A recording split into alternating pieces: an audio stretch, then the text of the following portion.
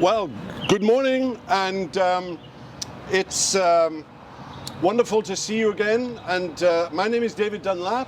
I was the first minister of this wonderful church, First Presbyterian Church, and I have the Venerable Howe, scholar extraordinary in Greek and Hebrew. Have you forgotten? I've forgotten all most of it. Okay. I can give you maybe good morning. So this morning we have Dr. Fair. Good morning. And a real doctor. We were both doctors, but we weren't. We were academic doctors. But you were a true doctor. That is correct. And where are you from? You were born. No, you were born.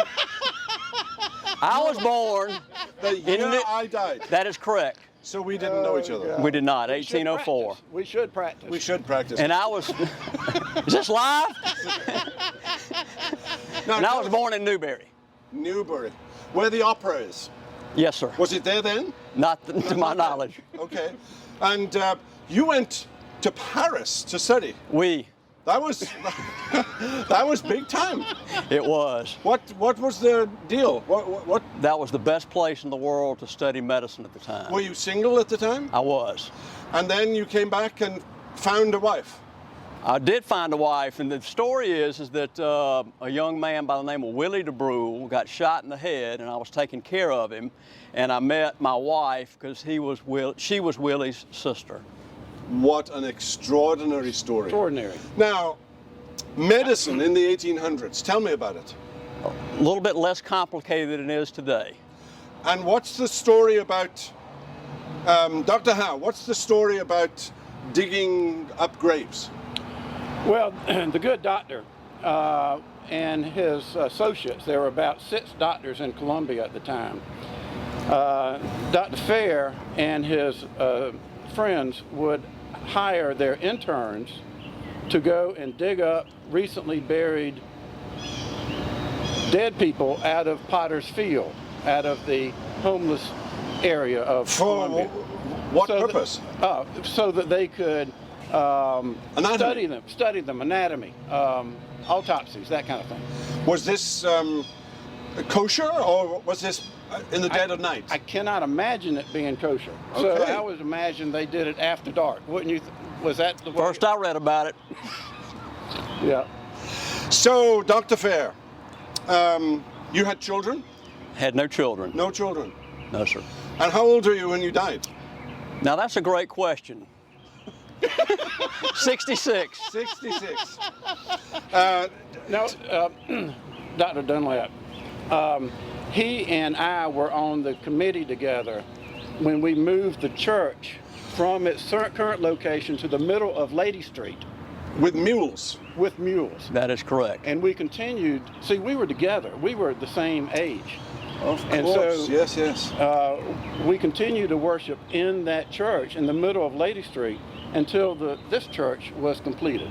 I hear we're trying to acquire Lady Street again. We should. For similar Absolutely. reasons. Yes. The city should know. Maybe you can help us. I hope so.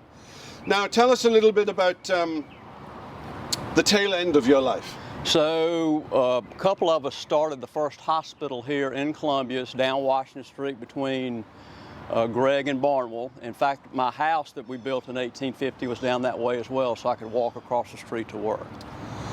And now, when you died, and your house later became a house that was purchased by someone else. Correct. In 1904, Mr. Rutherford, who was a slave, purchased the house, and it became the Fair Rutherford House until it was demolished in 2004 or 5.